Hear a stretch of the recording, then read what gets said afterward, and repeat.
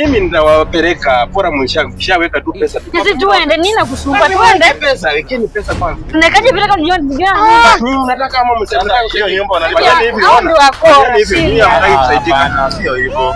Sasa wewe fanya hivi. Niende. Waje tukupende. Na uende. Tumeni hiyo pesa. Mimi nimewaambia nyumba ni 10,000. Nilipa na deposit 15,000. Na ni mambo ni haraka. Tuharakisha biashara. Mimi nimekupata hapa. Waje nikupe deposit. Alafu wewe unaenda kutuma hata hiyo deposit hata itakuwa haraka. Weka hiyo namba. 07 ama wewe wacha nikuwekea mara moja.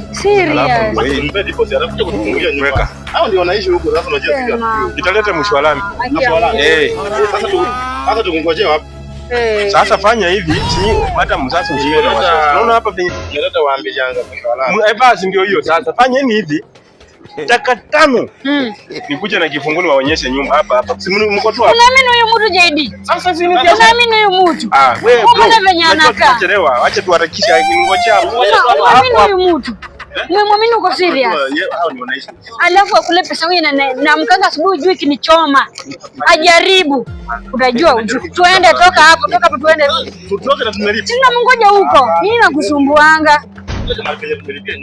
Na wewe akikuja utanipigia sawa? Ukienda huko pigo ndio usilaumu. Shida yako. Chama yeye.